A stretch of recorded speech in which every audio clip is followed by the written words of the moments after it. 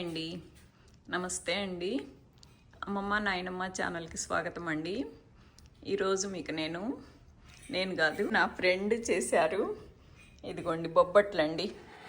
Rare item, చాలా బాగుంటాయి, అందరికీ నచ్చుతాయి. ఇప్పుడు ఈ రోజుల్లో పిల్లలు మఫిన్స్, కేక్స్, డోనట్స్ అలా అడుగుతారు, కానీ బొబ్బట్లు మాత్రం అందరు ఇష్టపడతారండి. ఇప్పుడు పిల్లలని కాదు, వెనకటి పిల్లలని కాదు, అందరు ఇష్టపడతారు.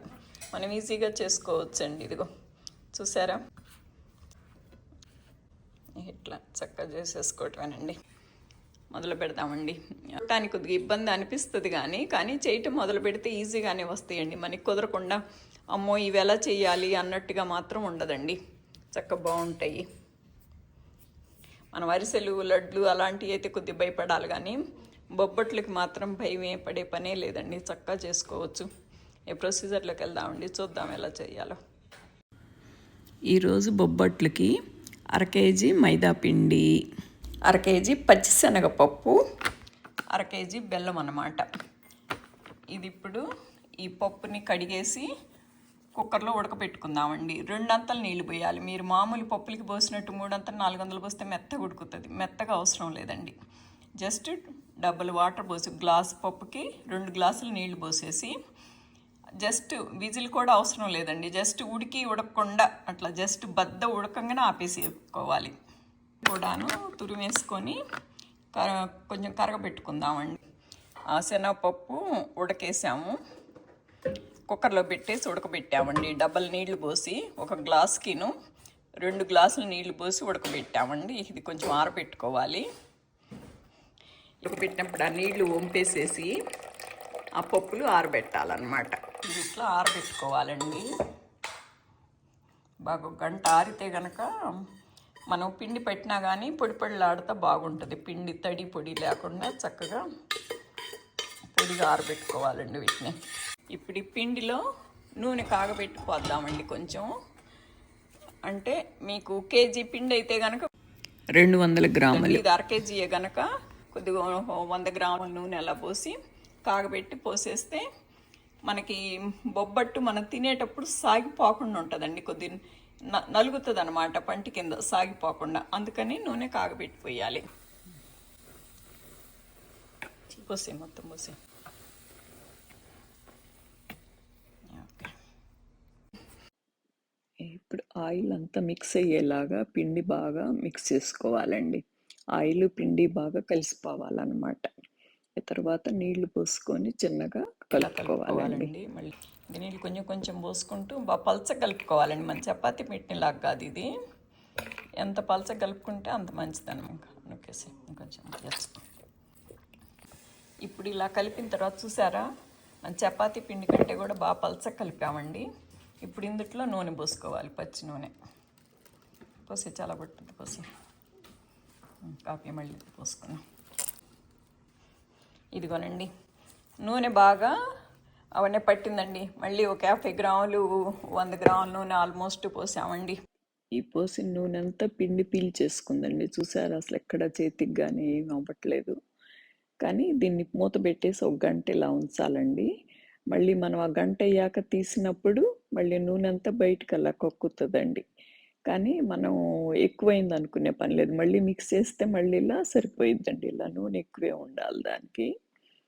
మనం మొదలు పెట్టుకునేటప్పుడు మళ్ళీ మిక్స్ చేసుకోవాలి. బెల్లం ఇదిగోనండి తురిమేసి కరగబెట్టాము. పాకం రావాలండి కొంచెం. కాకపోతే మేము ఇది కొద్ది వడపోసినాక మళ్ళీ పాకం తేవచ్చులని ఊరుకున్నాం. ఇప్పుడు పాకం రాలేదు. ఇప్పుడు ఈ బెల్లాన్ని వడపోసుకున్నాము. అసలు ఏం లేదు, ఇసుక. పాకం పట్టుకోవాలండి. ఇందా జస్ట్ కరిగినాక వడపోసాము, ఇప్పుడు పాకం పట్టుకోవాలి.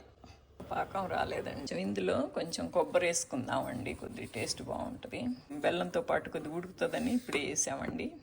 శనగపప్పు మిక్సీ వేసుకున్నామండి, కాసేపు ఆరనిచ్చి. ఇప్పుడు ఆడుతుంటే కనుక ఈ బెల్లం వేసేసి అందులో మిక్స్ చేసి వేయచ్చండి. బట్ ఇది తడి ఎక్కువ ఉంది కనుక మనం ఒకవేళ మళ్ళీ పొయ్యి మీద ఏమైనా కొద్ది తిప్పాలేమోనని పొయ్యి మీద పెట్టాము. ఇదిగోనండి బెల్లం పాకం అయిపోయింది. ఇప్పుడు బెల్లము పప్పును కొంచెం చిక్కబడిన దాకా పెట్టుకుందామండి పొయ్యి మీద.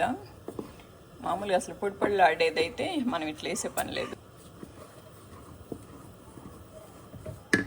కొంచెం యాలక్కాయ పౌడర్ వేసుకుందామండి, జస్ట్ ఒక్క స్పూను.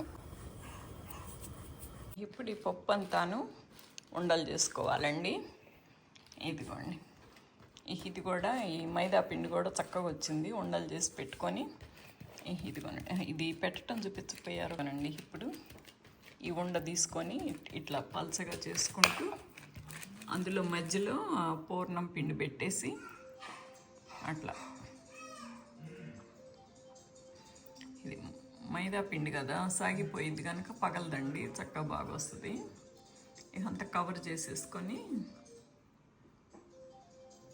ఏదో ఫోన్ వస్తున్నట్టుంది మీకు, మీ వారు చేస్తున్నారు.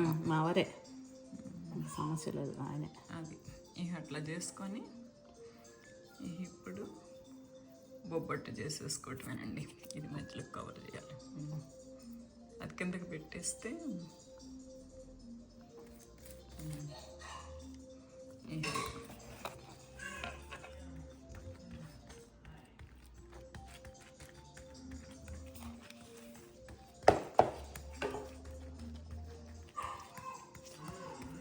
ఇలా నొక్కేసుకోవటమే.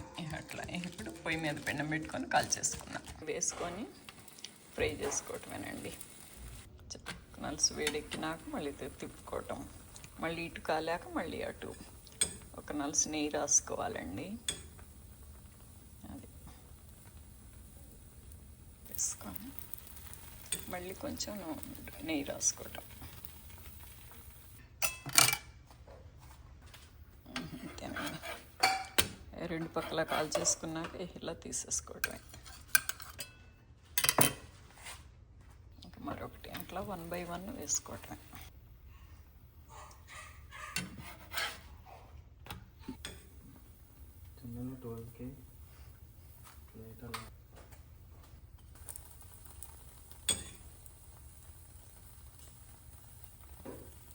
ఇవిగోనండి రెడీ, బొబ్బట్లు రెడీ అండి. ఇవన్న అండి బొబ్బట్లు చక్కగా రెడీ అయిపోయినాయి. ఏమి పగిలిపాటాలు ఇరిపాటాలు బయటికి రాటాలు అలా ఏమి లేకుండా చక్కగా వచ్చినాయి అండి. ఇదిగోండి, చూసారా?